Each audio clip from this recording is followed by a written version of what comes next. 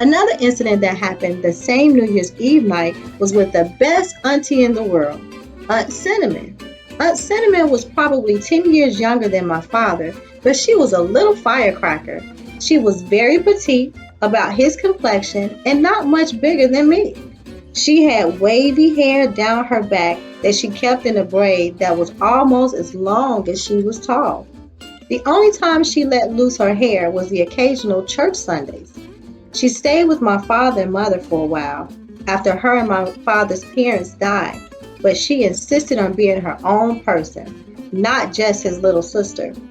Cinnamon lived around the corner from us in her own little house. She cooked her own food, farmed her own land, and was happy being part-time sheriff of the town. Several men tried to court her because she was beautiful, but she was too independent for that. Instead of skirts, she wore pants and was always strapped with her gun. Daddy insisted that she come to church at least once a month, and out of love and respect for him, she did, with her gun strapped underneath her skirt. I will never forget this night as long as I live. The women turned the saloon into a room for the town that night in which everyone was welcome to celebrate bringing in the new year. They had the floor cleared for dancing, rainbows hanging everywhere, and bright colors welcomed the new year.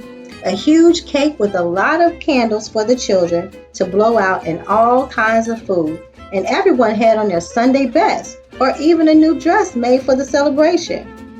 Ma, Daddy, and Dee left the party a little after midnight and went back to their homes, but I was to stay with Aunt Cinnamon, as I sometimes did, to give Ma and Daddy quality time. The night of New Year's Eve party, one of the men, drunk and disorderly, hassled Aunt Cinnamon and the other young women. Aunt Cinnamon told the man she was the sheriff in town and he needed to check his behavior, but he just laughed at her, jokingly challenging her to a gunfight in the middle of the street. He was a cousin of one of our townspeople visiting for the holidays, and his fun was starting trouble. He already knew that Aunt Cinnamon was the sheriff in town, but the mere thought of her authority as a woman to this outsider was a joke. She even wore her uniform that night, dressed in all black with her cowhide skirt, matching leather shirt, famous snakeskin boots, and gun holster with her silver badge, because she thought it might get a little rowdy.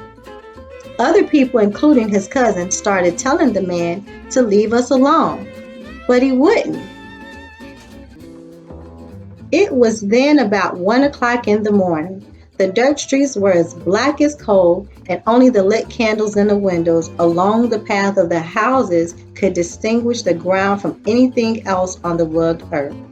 The candlelit guided the townspeople of Brownsville, the ones familiar and unfamiliar with the street, gradually back to their homes. Usually everyone was in bed early in order to rise when the rooster crowed, but this was New Year's Eve's night that fell on a Friday. Some of the people of Brownsville celebrated to the fullest. After the man relentlessly kept hassling Aunt Cinnamon, she thought it was best for us to leave. She remembered that my parents had said, although the townspeople set up the room tonight for a celebration, they still didn't want their daughter lingering in a saloon. It was already late and she was responsible for me. So she tried her best to avoid trouble.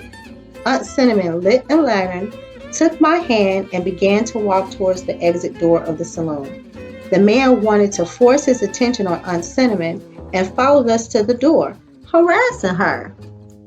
As we continued towards the door, he stood in front of it, refusing to let us leave unless Aunt Cinnamon gave him a kiss.